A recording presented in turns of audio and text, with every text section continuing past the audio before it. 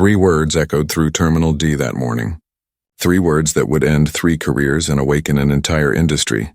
"Step aside, ma'am." The phrase was spoken softly, but the tone carried something heavier than volume. It carried disbelief. It carried power. And it carried the arrogance of someone who thought they could decide who belonged in the sky. At 5:30 in the morning, the air inside the Dallas International Terminal buzzed with the sound of rolling suitcases, coffee orders, and boarding calls. But as Captain Maya Johnson walked toward Gate 22, a quiet hush spread through the terminal like a slow wave. Her stride was firm, her posture upright. Years of discipline had shaped her every movement. Her navy blue uniform was crisp, every button polished, every line precise.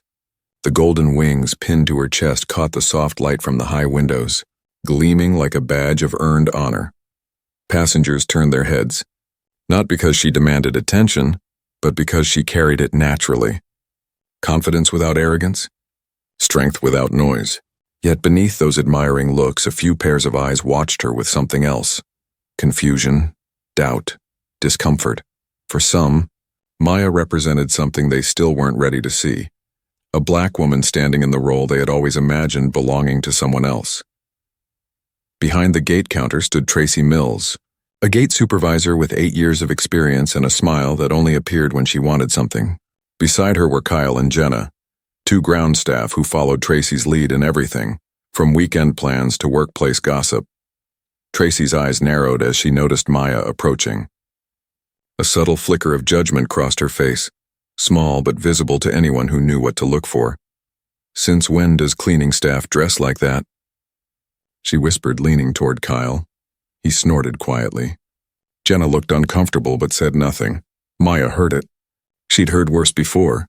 The whispers in flight lounges, the side glances from passengers, the disbelief on faces when she introduced herself as the captain. She'd learned to let such moments slide, not out of weakness but out of control. Her calm was her weapon. She stepped to the counter, her rolling case at her side. "Good morning," she said evenly. "Captain Johnson reporting for Flight 927 to Denver." Tracy didn't move. Her hand hovered over the keyboard, but her eyes stayed locked on Maya's face rather than the ID badge clipped to her jacket. "Flight attendants check in downstairs," Tracy said, her tone sweet on the surface but edged with dismissal. "I'm not a flight attendant," Maya replied, her voice steady but unmistakably firm. "I'm the captain of this flight." A few passengers nearby turned their heads, sensing tension. Phones tilted ever so slightly. A few recording buttons quietly blinked to life. Tracy gave a half smile that didn't reach her eyes. "Right. Let's just see some identification then." Maya slid her credentials across the counter with practiced ease. Her ID and captain's authorization card were immaculate. Every stamp, every signature authentic. But Tracy's expression only hardened. "These look unusual," she said slowly, as if tasting the word. "I'll need to verify them." "I've flown from this terminal every week for the past 3 years," Maya replied. "You can verify them in your system." Tracy ignored her. She waved over Kyle and Jenna, who positioned themselves beside her like loyal guards. To the watching crowd, the body language was unmistakable, a wall forming where none was needed. That's when Ethan Park, the first officer, walked up. A tall white man in his 30s, his uniform was nearly identical to Maya's, except for the 3 silver stripes instead of 4. "Morning," Ethan said, his tone casual. He recognized Maya immediately and smiled. "Captain Johnson ready to head out?" Tracy's demeanor changed instantly. "Good morning, sir," she said brightly. "You're cleared to board." She didn't even glance at his ID. Ethan frowned. "Wait, what's going on here?" "There seems to be confusion about my credentials," Maya said, still calm. Tracy folded her arms. "Protocol requires verification in unusual situations." Ethan blinked. "What's unusual about the captain showing up for her flight?" Tracy didn't answer. Instead, she picked up her radio. "Security check requested at Gate 22, she said, loud enough for the nearby passengers to hear. The words spread like ripples in a pond. Whispers filled the terminal. Someone muttered, "Are they serious?" Another said quietly, "Isn't she the pilot?" Phones now pointed directly at the scene. Maya stood motionless. Her expression didn't change. Inside, a slow fire burned, but she controlled it. Anger would only feed their bias.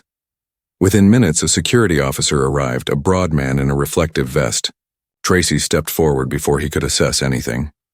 "This woman is attempting to board without proper authorization," she said quickly. "Claims to be the captain." "I am the captain," Maya said evenly, handing her credentials again.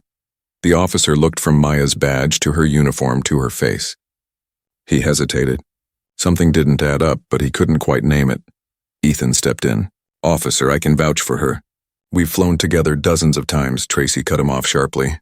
"We just need to verify everything." "Please wait outside, Captain." Those 3 words, "Wait outside, Captain."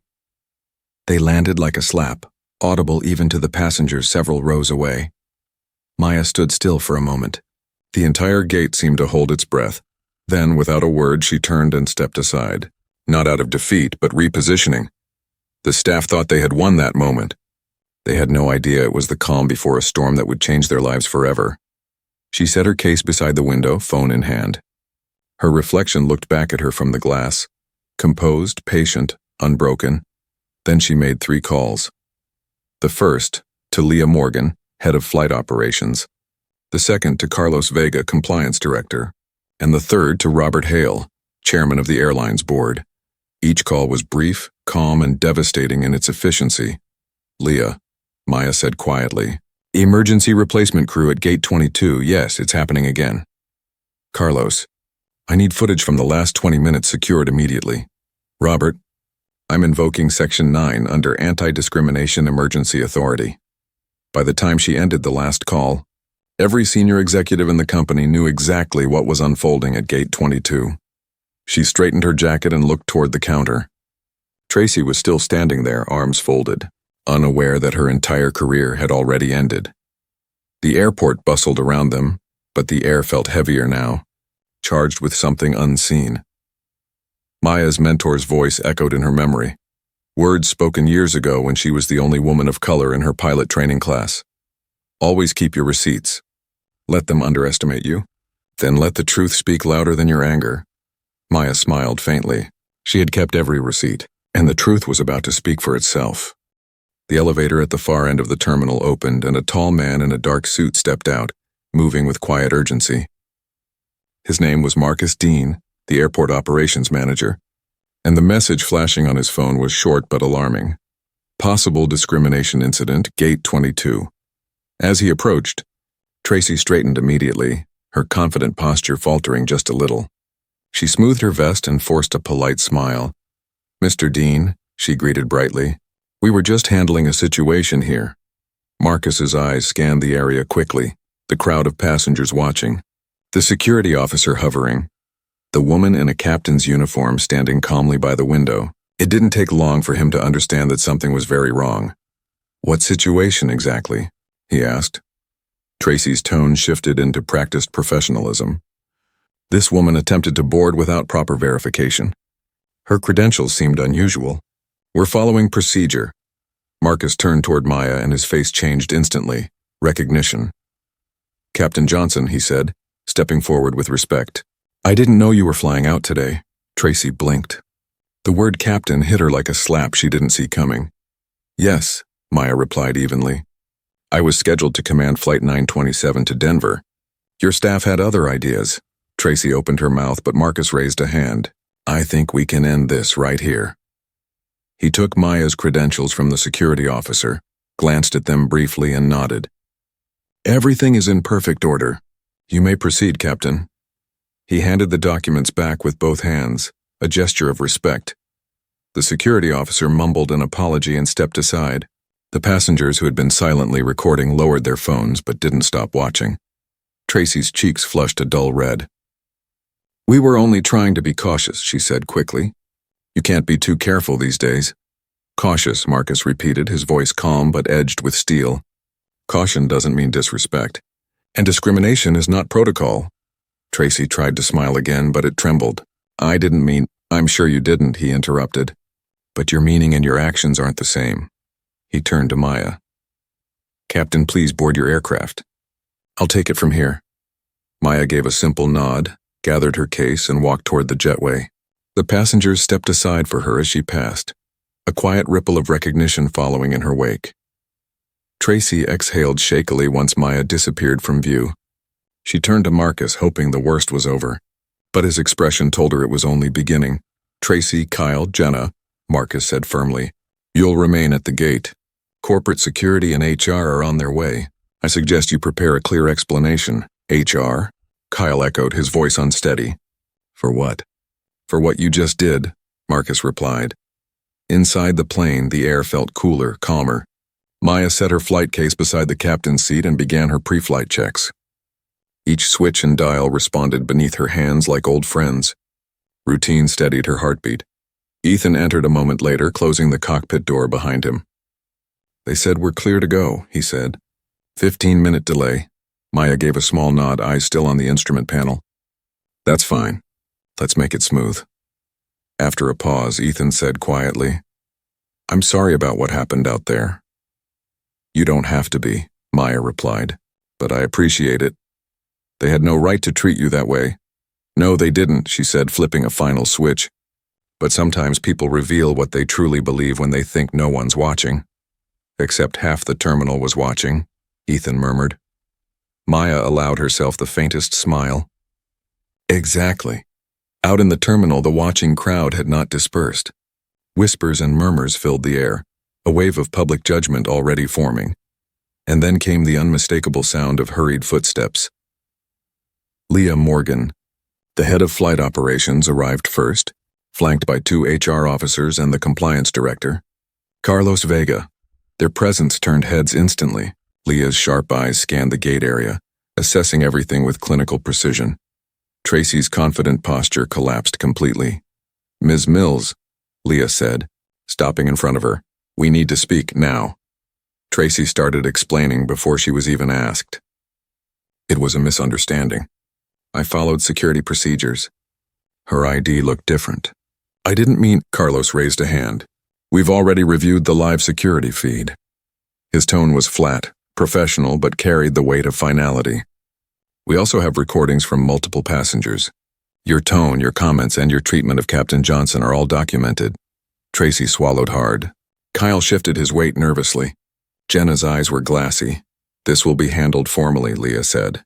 "But for now, you're relieved of duty pending investigation." "Please surrender your badges," passengers nearby whispered. Some recorded openly. One man muttered, "Finally." Tracy's voice cracked. "You're making a mistake." "I didn't mean anything by it." Carlos met her gaze steadily. "Intent doesn't erase impact." Security escorted them toward the administrative office. Phones followed their every step. The story had already started spreading across social media. The headline practically wrote itself. Inside the cockpit, Maya adjusted the throttle. "Dallas Tower, Flight 927 ready for takeoff." "Flight 927 cleared for takeoff, runway 18R, came the reply. The engines roared to life. As the plane accelerated, the world outside blurred into motion. The moment the wheels lifted from the ground, the weight of the morning fell away. Maya's voice was calm and precise. "Climb to 32,000. Set heading 290. Ethan complied, glancing at her from the corner of his eye. "You'd never know you just turned an airport upside down." Maya looked out the window, the horizon unfolding before her. "Sometimes silence is louder than shouting," she said softly. 30,000 feet below, the airline's headquarters was already in motion. HR reports, legal reviews, calls between executives. The words Gate 22 incident appeared in emails faster than anyone could count. By the time Flight 927 reached cruising altitude, 3 careers had already ended in principle. They just didn't know it yet. And Maya, calm, steady, composed, wasn't done changing the system that had tried to push her aside. Because for the first time, the sky wasn't just where she worked. It was where she led. Her story was only beginning. By the time Flight 927 touched down in Denver, the entire airline was already on fire, figuratively, not literally. News outlets hadn't caught it yet, but social media had. A single passenger's video had gone viral, a short clip showing a calm black woman in a pilot's uniform being told to wait outside while 3 gate agents blocked her way. The caption read, "This woman says she's the captain. They don't believe her." Within 2 hours, it had 500,000 views. By the time the plane taxied to its gate, the number had tripled. Inside the cabin, passengers whispered to each other, some glancing toward the cockpit door. Word had spread mid-flight. One woman leaned over her aisle seat and whispered, "That was her. That's the captain they stopped." Her companion shook his head slowly. "She handled it better than I would have." When the seatbelt sign went off, passengers began applauding quietly. It wasn't loud, but it was enough to reach the cockpit. Ethan looked over, smiling faintly. "That's for you." Maya didn't turn from the controls. "No," she said softly. "That's for what comes next." While passengers filed out, she checked her messages.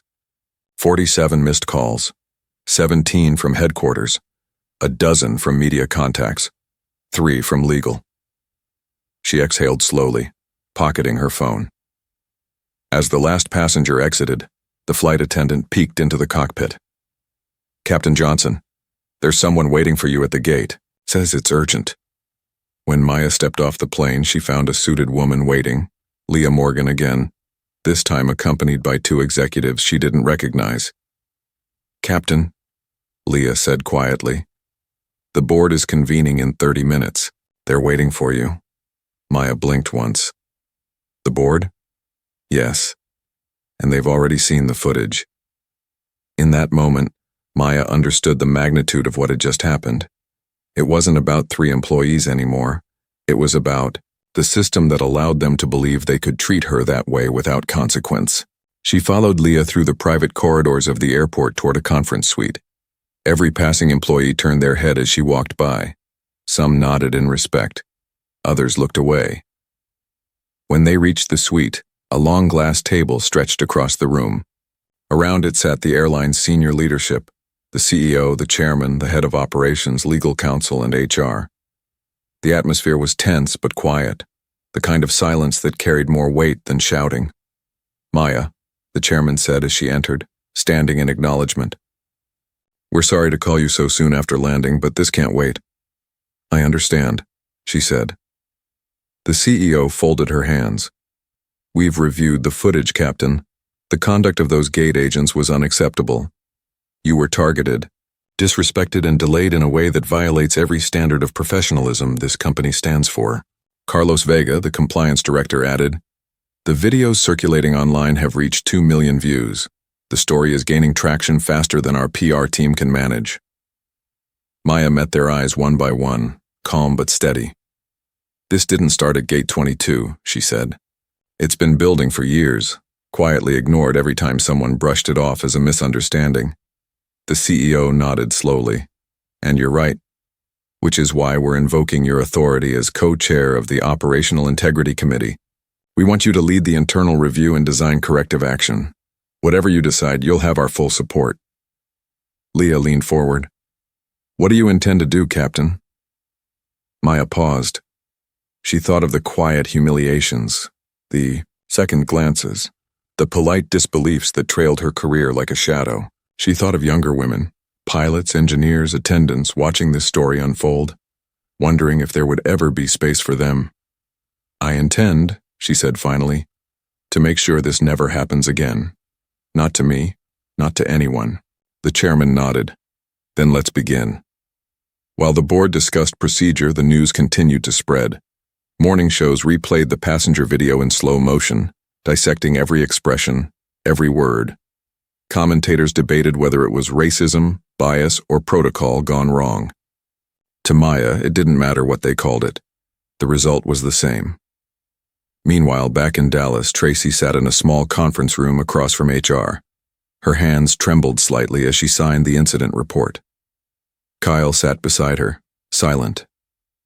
Jenna wiped at her eyes with a tissue. Across from them, Leah Morgan watched without expression. "This investigation will proceed formally," she said. "Your access credentials have been revoked. Please cooperate fully. We'll contact you when the board renders its decision." Tracy set down the pen. "You're ruining my career over one mistake." Leah's tone was flat. "You ruined your career when you treated your captain like an intruder." Tracy's eyes flared. She didn't look like a captain. The words hung in the air like poison. Leah's expression didn't change, but she made a note on her tablet.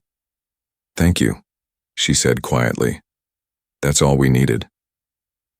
By the time Maya left the boardroom, a press release had already been drafted.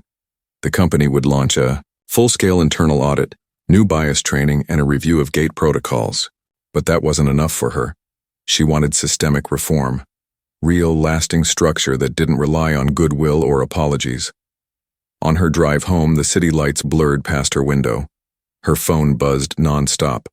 Messages of support, outrage, and solidarity filled her inbox. One message stood out from a young pilot she'd mentored years earlier. It read simply, "I saw the video. Thank you for not walking away." Maya smiled faintly, then whispered to herself, walking away was never the plan. 3 days later, the board reconvened. This time, Maya came not just as a captain but as the architect of a movement she was ready to build. The press called it the Johnson Protocol. The staff called it accountability. Either way, the storm that began with 3 words was about to reshape the skies themselves. Because this time, Maya wasn't reacting. She was rewriting the rules, and this story was only halfway done. The first morning after the board's decision, the air inside headquarters was thick with movement. Departments that had barely spoken in months were suddenly meeting side by side. Legal, operations, training, and public relations. Everyone was part of what the company quietly called the Reform Initiative. But within those closed doors, it had another name, the Johnson Protocol. Maya arrived early, her uniform replaced by a tailored navy suit. She carried a tablet under her arm and the quiet authority of someone who had nothing left to prove. The receptionist at the entrance stood up as she walked in, offering a nod of respect that was more than just polite.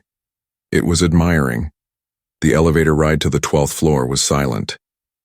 When the doors opened, dozens of eyes turned her way. She didn't pause. She had work to do. Inside the meeting room, Leah and Carlos were waiting with several department heads. Charts lined the walls, incident maps, statistics, survey results. They were ugly truths laid bare. Carlos began the briefing. In the past 3 years, we've had over 200 internal complaints about bias or mistreatment. 90% were marked unsubstantiated. But after reviewing video and testimony, nearly half show signs of discriminatory conduct. The silence that followed was heavier than any argument. Leah looked at Maya. "Your idea for a standardized verification system, we've run simulations. It's viable. 3-step authentication," Maya said. "Digital scan, biometric confirmation, and automatic clearance through scheduling systems. It removes human bias completely." "Implementation?" Leah asked. 6 weeks, Carlos replied. "Maybe less if we reroute funding from the customer experience budget." "Do it," Maya said simply. Across the table, one executive frowned. "You're talking about replacing human judgment with machines." "No," Maya said, turning toward him. "I'm talking about removing prejudice from procedure. Machines don't see gender or color. They see credentials." The room stayed quiet after that. There was nothing to argue. As the day stretched on, teams divided tasks. HR drafted new policy language. Legal built new accountability clauses into contracts. IT began developing software for the new scanning system. By sunset, the blueprint for a reformed airline was in motion. That night, Maya sat alone in her office, the city glowing beyond the windows.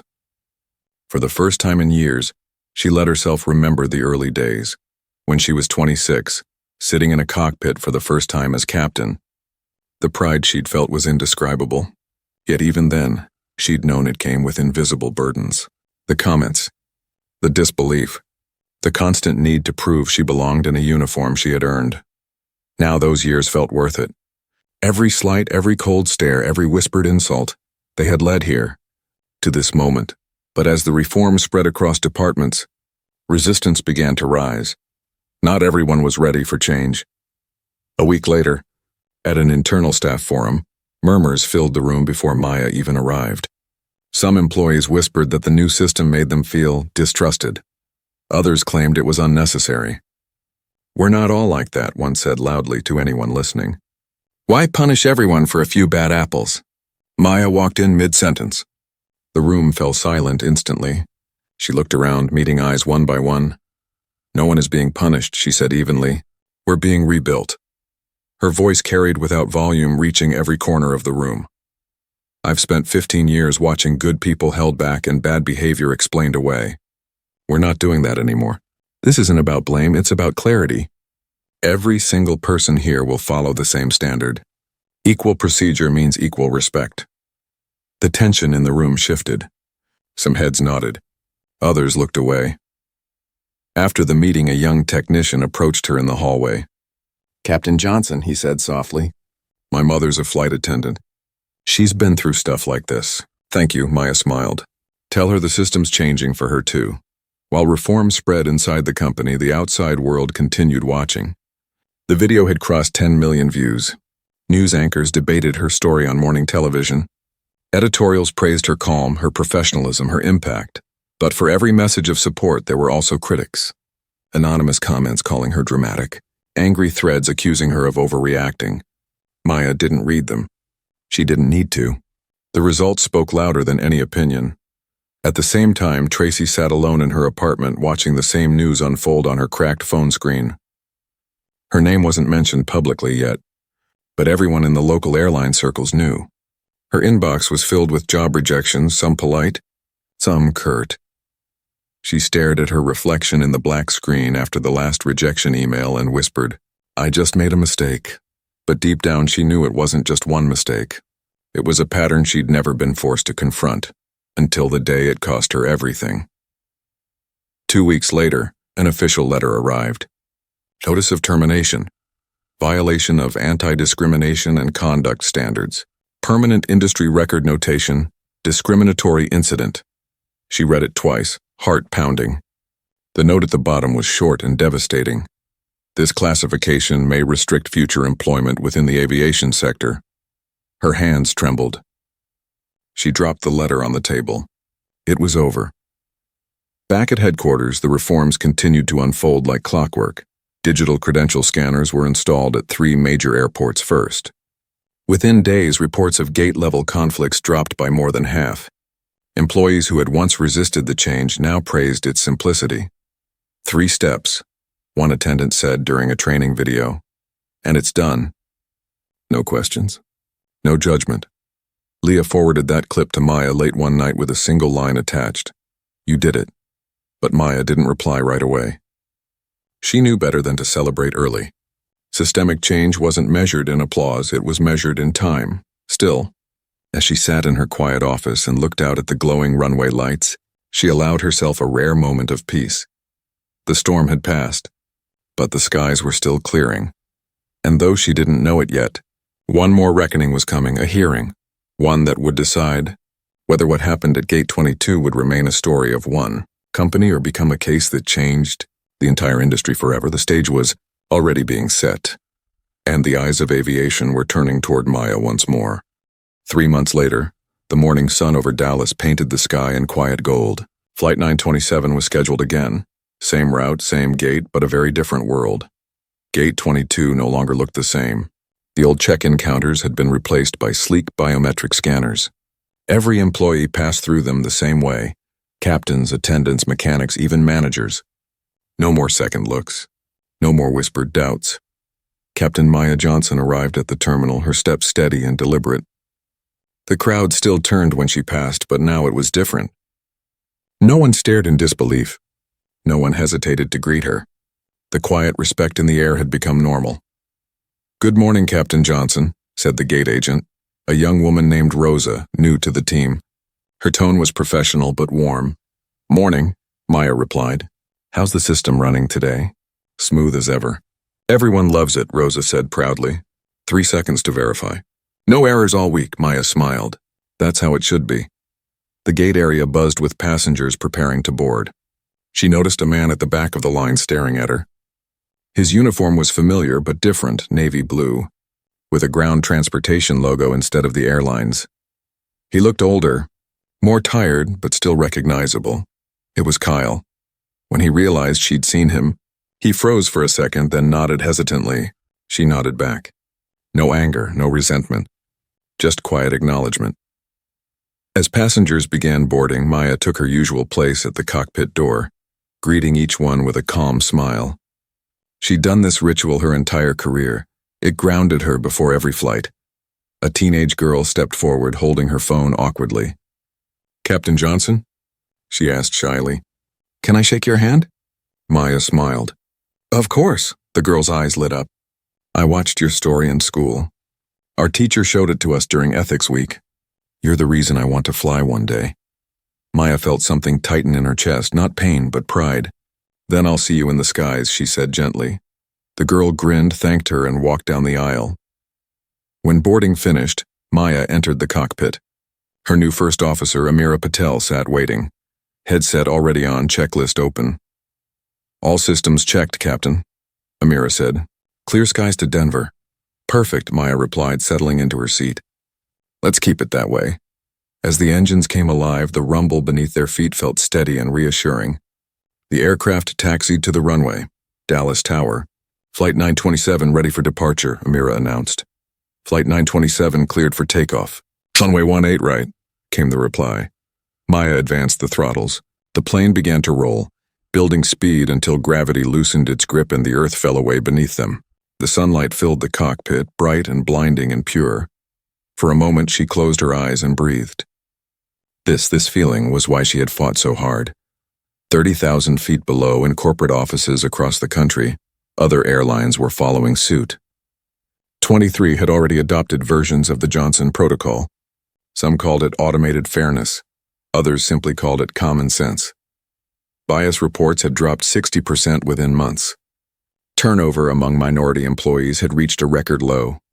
A change once sparked by humiliation was now reshaping an entire industry, but numbers told only part of the story. In another city, a young black pilot named Jordan Ellis walked confidently through an airport terminal. He had joined the airline only 2 weeks earlier. No one stopped him. No one questioned him. He scanned his badge at the gate, heard the soft tone of confirmation, and walked through. For him, equality wasn't a dream. It was policy. In a break room thousands of miles away, two mechanics discussed the new system over coffee. "At first I thought it was overkill," one admitted. "But now, everything just feels fair. There's no awkwardness anymore." "That's what happens when the rules work for everyone," the other replied. Maya didn't see these moments, but she felt them in every flight she took. Change had taken root. Weeks later, she stood before the board again, this time not as a victim or a reformer, but as the lead architect of a new operational culture. Behind her, a wall of screens displayed metrics: reduced complaints, faster clearances, improved morale. "The numbers speak for themselves," Leah said proudly. "This protocol isn't just moral, it's efficient." The chairman smiled faintly. "Captain Johnson, your work has changed the face of this company. What's next?" Maya looked around the table. "Expansion," she said. "We've fixed our system here, but our international stations need the same foundation. Bias doesn't stop at borders. Neither should accountability." The room nodded in agreement. The motion passed unanimously. When the meeting ended, Maya lingered by the window. Outside, planes moved in perfect coordination, rising, landing, taxiing, each following invisible paths of order and trust. She thought of the day at Gate 22, the faces, the words, the humiliation, and the quiet resolve that had carried her through it all. Change didn't happen overnight. It happened one rule, one person, one decision at a time. Later that evening, she sat on her balcony as twilight settled over the city. Her phone buzzed, a new message. It was from Kyle. "Captain Johnson, I wanted to thank you. I went through the training program. I understand now. I'm working again. Not in aviation, but I'm learning. I'm sorry for how I treated you." Maya read the message twice, then typed a short reply. "Growth is the real apology. Keep learning." She set her phone aside and looked up at the fading sky. The sound of a distant jet rolled overhead. A low hum fading into the horizon. It made her smile.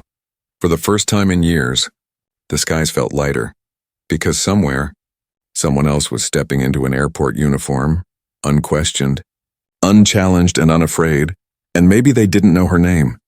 Maybe they'd never hear her story, but their freedom to walk forward without hesitation was proof that her fight had mattered. It began with 3 words, meant to hold her back. And it ended with 3 new ones that would carry her legacy forward. "Cleared for takeoff, Captain." The engines roared. The world rose beneath her wings. And this time, no one would ever tell her or anyone like her to step aside again. 6 months later, winter sunlight poured through the vast glass walls of the company's new training center. Inside, the first class of recruits sat in crisp uniforms, waiting for the guest speaker everyone had whispered about since morning. When the door opened, conversation stopped instantly. Captain Maya Johnson stepped in, calm and confident as ever. She looked around the room, faces young and eager, diverse in every possible way. Some wore expressions of awe, others quiet reverence. She smiled softly. "Good morning," she began. "You've chosen one of the most demanding, disciplined, and rewarding professions in the world. And I need you to understand something before you step into a cockpit or a control booth. This job isn't just about flying planes. It's about the kind of world we create each time we take off." No one moved. The air was still, focused entirely on her words. She told them about her first flight, her mentors, and the years she spent learning how to lead in a sky that didn't always welcome her. She didn't name names or describe the incident that started everything. She didn't have to. Every person in the room already knew. "People will question you," she said quietly. "Not because of what you've done, but because of what they think you can't do. Don't waste energy proving them wrong. Just do your job so well they can never question your worth again." A young trainee raised her hand hesitantly. "Captain Johnson, did you ever think about quitting?" Maya paused, thoughtful. "Yes, but every time I thought about walking away, I remembered what would happen if I did. Someone else would walk into the same storm, but without the protection of what I'd learned. So I stayed, and I fought quietly until the storm passed. There was silence again, but this time it was the kind that filled a room with respect. When she finished, the room erupted in applause, not the polite kind, but something deeper. It was gratitude. Afterward, she stepped outside into the crisp air. The sky above was the same endless blue that had guided her for years, yet it felt different now, free of the weight it once carried. Her phone buzzed with a message from Leah. "New update.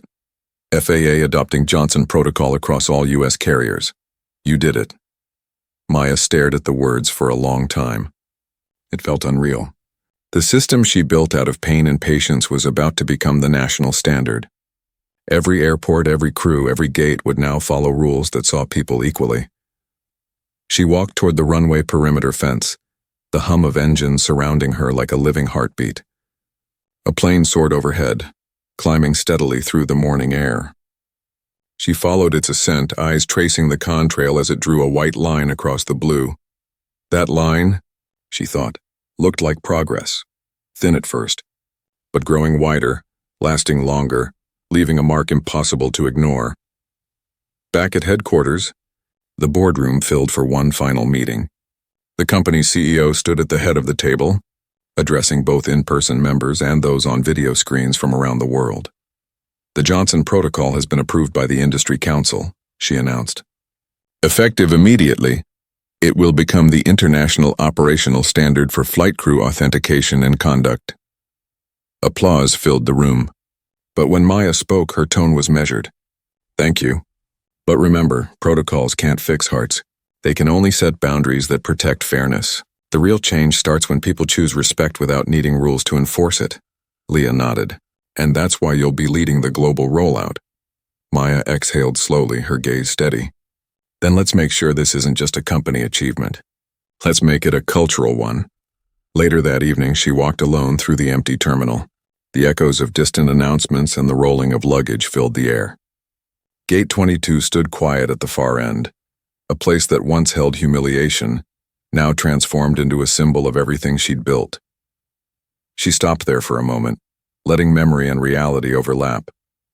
The glass gleamed brighter now, the old counter replaced by digital scanners.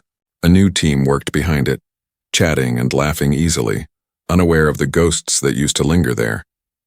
A small plaque near the gate caught her eye. It was new. It read, "Dedicated to Captain Maya Johnson for proving that courage can change the system." She didn't smile, not out of pride but out of humility. Change had never been about recognition. It was about responsibility. A voice called behind her. "Captain Johnson?" She turned. It was Kyle wearing a visitor's badge. He looked different, older, quieter, more human somehow. He hesitated before speaking. "I just wanted to thank you. I finished the re-education program. I'm volunteering with the training division now, helping teach the new bias curriculum. I don't deserve your forgiveness, but I wanted you to know I learned something. Maya studied him for a moment. Then she nodded. If you're helping others learn, that's all the forgiveness that matters. Kyle's eyes glistened. I appreciate that. She watched him walk away, disappearing into the terminal crowd. There was no bitterness left, just the quiet satisfaction of closure. Maya turned toward the window where another jet was lifting into the sky. The engines roared, steady and certain. The sound made her heart ache in the best possible way. She whispered to herself, cleared for takeoff, not as an order this time, but as a promise that every person who came after her, every pilot, every attendant, every ground worker, would have the freedom to walk through those gates without fear, without hesitation, and without being told they didn't belong. The sky had always been her home. Now it finally belonged to everyone. And as the plane climbed higher, carving its path through sunlight and cloud, Maya smiled softly. Because this time, there was no wall to block her way. No voice to tell her to step aside, only open sky, endless and waiting.